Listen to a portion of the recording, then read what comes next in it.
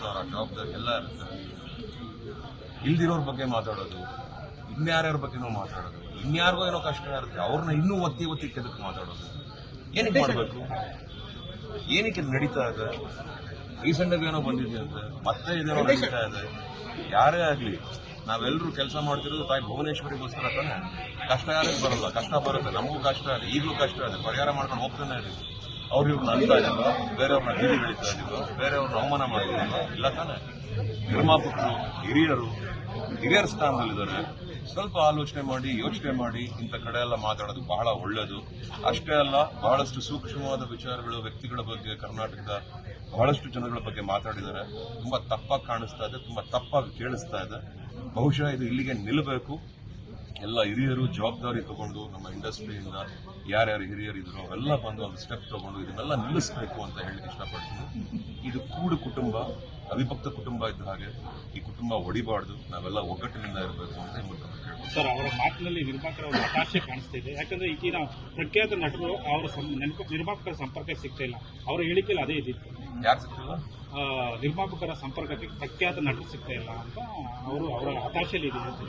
Sir, ಯಾವ ನಟರು ಅಷ್ಟು ಕೆಟ್ಟವರಲ್ಲ ಸರ್. ನಿರ್ಮಾಪಕರನ್ನು ಮಾತಾಡಬೇಕು, ಟಚ್ಗೆ ಬರಬೇಕು, ಕತೆ ಹೇಳಬೇಕು, ಅಥವಾ ಏನಾದ್ರು ವಿಷಯ ಮಾಡಬೇಕು, ವಿಚಾರ ಮಾತಾಡ್ಬೇಕಾದ್ರೆ ಯಾವ ನಟರು ಕೆಟ್ಟವರಲ್ಲ, ಯಾವ ಟೆಕ್ನಿಷಿಯನ್ಸ್ ಅಷ್ಟು ಕೆಟ್ಟವರಲ್ಲ ಸರ್.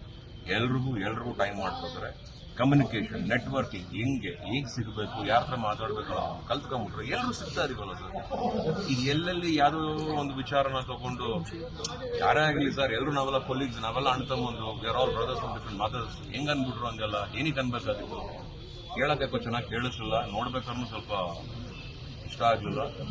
ಕೆಲವು ಸೂಕ್ಷ್ಮವಾದ ವಿಚಾರಗಳು, ಸೂಕ್ಷ್ಮವಾದ ವ್ಯಕ್ತಿಗಳ ಬಗ್ಗೆ ಸೂಕ್ಷ್ಮವಾಗಿ, ಬಹಳ ಗಂಭೀರವಾಗಿ, ತುಂಬ ಆಲೋಚನೆ ಮಾಡಿ ಮಾತಾಡುವಂಥ ವಿಚಾರಗಳನ್ನ ಬಹಳ ತುಂಬ ದುರುಪಯೋಗ ಪಡಿಸ್ಕೊಂಡು ತಮಗೆ ಸಿಕ್ಕಂತ ಒಂದು ಅವಶ್ಯಕತೆ ಅನ್ಕೋತೀನಿ, ಅದನ್ನ ತುಂಬ ದುರುಪಯೋಗ ಪಡಿಸ್ಕೊಂಡು ಮಾತಾಡಿದ್ದಾರೆ ಅಂತ ಅನ್ನಿಸ್ತಾ ಇದೆ.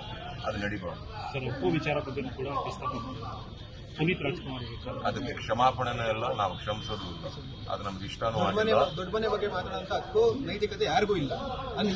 ಏನೇ ಆಗಿರ್ಲಿ, ಮಾಡಿದ ತಪ್ಪು, ಅದು ಅನ್ಯಾಯ. ಅಷ್ಟೊಂದು ಯಾರು ಏನ್ರಿ ಮಾಡಿದ್ವಿ ನಾವು ಇಷ್ಟು ವರ್ಷದಿಂದ ಇಂಡಸ್ಟ್ರಿಗೋಸ್ಕರ, ಅಭಿಮಾನಿಗಳಿಗೋಸ್ಕರ ಸಿನಿಮಾ ಮಾಡ್ಕೊಂಡೇ ತಾನೇ ಬದುಕ್ತಾ ಇದೀವಿ, ಸಿನಿಮಾಯಿಂದನೇ ತಾನೇ ಬದುಕ್ತಾ ಇದೀವಿ. ಇಲ್ಲಿ ಕಷ್ಟನೋ ಸುಖನೋ ಇಲ್ಲೇ ಮುಳುಗ್ತೀವಿ, ಇಲ್ಲೇ ಎದ್ದೇಳ್ತಾ ಇದೀವಿ, ಇಲ್ಲೇ ಬದುಕ್ತಾ ಇದೀವಿ, ನಿಮ್ಮ ಮಡ್ಲಲ್ಲೇ ಇದೀವಿ.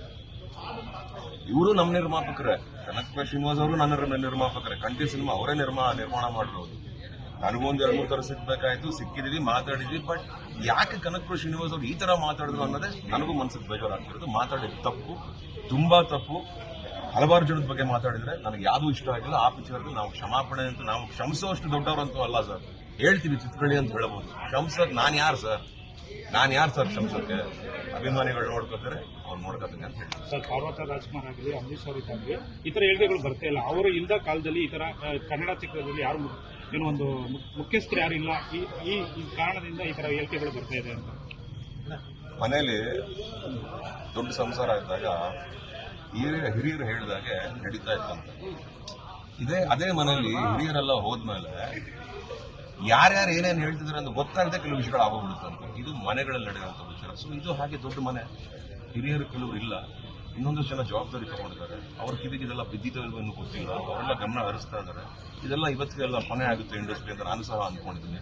ನಮ್ಮ ಅಪ್ಪಾಜಿನೂ ಕೇಳಿದೆ, ಬಹಳ ದೊಡ್ಡ ನಿರ್ಮಾಪಕರು ಅಂತಂದ್ರೆ ಅವ್ರನ್ನೂ ಸಹ ಪ್ರಶ್ನೆ ಹೇಳಿದ್ದೀನಿ, ಒಪ್ಪಿಸಿದ್ದೀನಿ ಪ್ರಶ್ನೆನ. ಇದೆಲ್ಲ ನಿಲ್ಲಬೇಕು ಅಂತ ಕೇಳ್ಕೊತಾ ಇದ್ದೀನಿ. ನೋಡೋಣ, ಇಷ್ಟು ಮಾತ್ರ ಮಾಡ್ಬೋದು ಸರ್. ಇದಕ್ಕಿಂತ ಜಾಸ್ತಿ ಕಾನೂನಿದೆ, ನೋಡ್ಕೋತಾರೆ ಸರ್. ಕಂಪ್ಲೇಂಟ್ ಅನ್ನು ಕೊಟ್ಟಿರ್ಬೇಕಂತೆ, ಅವ್ರು ನೋಡ್ಕೋತಾರೆ ಅಂತ ಹೇಳಿ. ಅಲ್ಲ, ಈ ವಿಚಾರ ವಾಣಿಜ್ಯ ಮಂಡಳಿ ಕೂಡ ಹೋಗಿದೆ, ಅವ್ರು ನೋಡ್ಕೋತಾರೆ. ಈಗ ಅವ್ರು ಏನ್ ಮಾಡಬೇಕು ಅಂತ ಅವ್ರಿಗೆ ಗೊತ್ತಿರುತ್ತೆ. ಇದಕ್ಕಿಂತ ಜಾಸ್ತಿ ನಾನು ಮಾತಾಡೋಲ್ಲ ಸರ್, ಯಾಕಂದ್ರೆ ನನಗೆ ಅದ್ರ ಬಗ್ಗೆ ಮಾತಾಡೋಕ್ಕೂ ನನಗೆ ಅಷ್ಟು ಇಷ್ಟನೂ ಇಲ್ಲ, ಒಂಥರ ಬೇಜಾರು ಆಗ್ತಿದೆ. ಸೊ ಅವ್ರಿಗೆ ಗೊತ್ತಿರ್ಬೇಕು ಸರ್, ಅವ್ರು ಹಿರಿಯರು. ಒಳ್ಳೆದಾಗಿ ಗ್ಯಾರಂಟಿ ನ್ಯೂಸ್, ಸುದ್ದಿ ಖಚಿತ, ನ್ಯಾಯ ನಿಶ್ಚಿತ.